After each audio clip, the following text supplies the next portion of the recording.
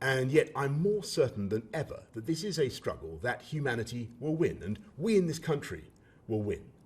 And to achieve what we must, I want to talk to you directly tonight about the choices that we face, none of them easy, and why we must take action now.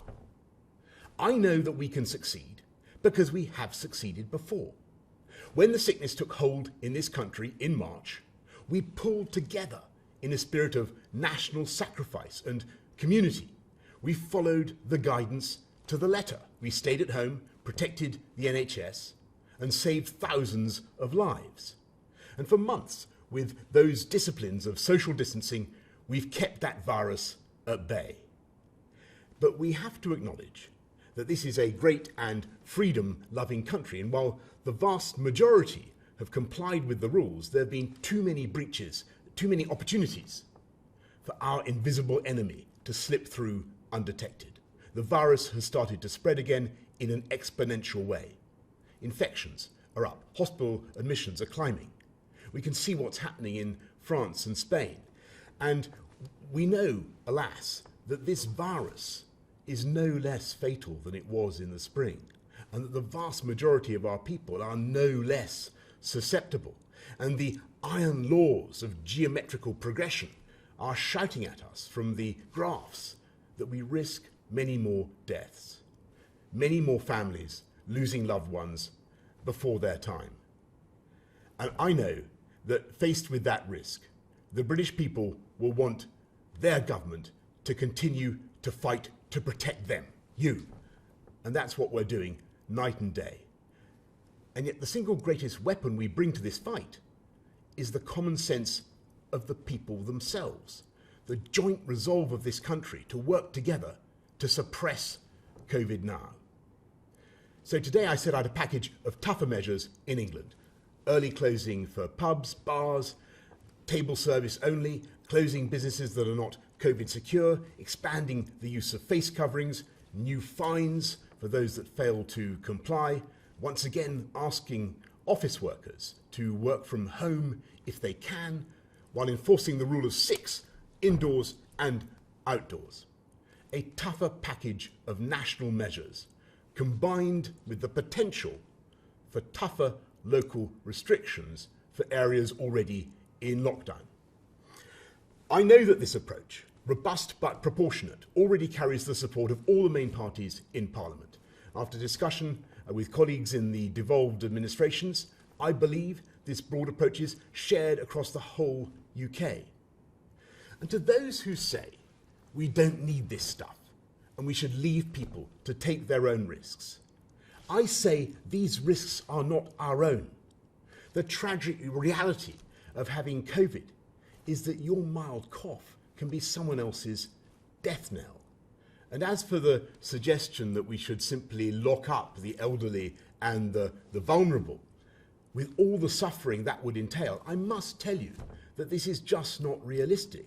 Because if you let the virus rip through the rest of the population, it would inevitably find its way through to the elderly as well, and in much greater numbers. That's why we need to suppress the virus now. And as for that minority who may continue to flout the rules, we will enforce those rules with tougher penalties and fines of up to £10,000.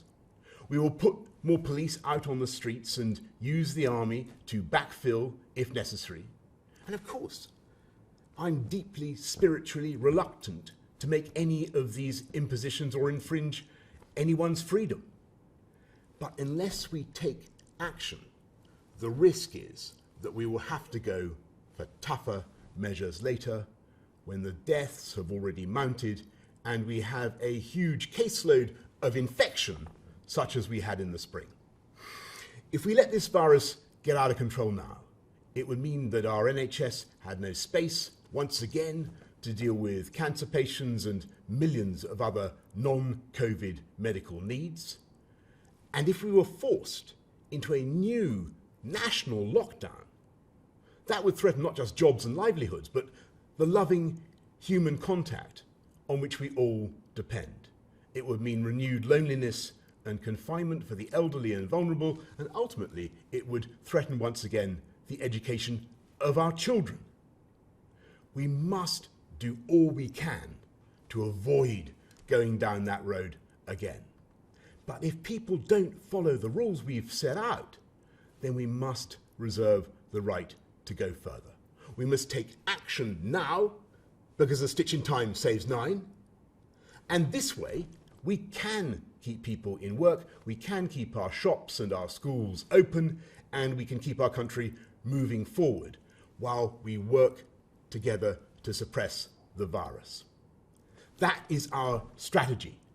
And if we can follow this package together, then I know we can succeed, because in so many ways, we're better prepared than before. We have the PPE, we have the beds, we have the Nightingales, we have new medicines pioneered in this country that can help save lives. And though our doctors and our medical advisors are rightly worried about the data now and the risks over winter, they are unanimous that things will be far better by the spring, when we have not only the hope of a vaccine, but one day soon, and I must stress that we're not there yet, of mass testing so efficient that people will be able to be tested in minutes so they can do more of the things they love. That's the hope, that's the dream. It's hard, but it's attainable, and we're working as hard as we can to get there.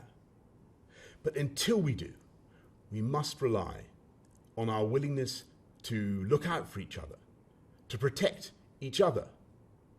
Never in our history has our collective destiny and our collective health depended so completely on our individual behaviour.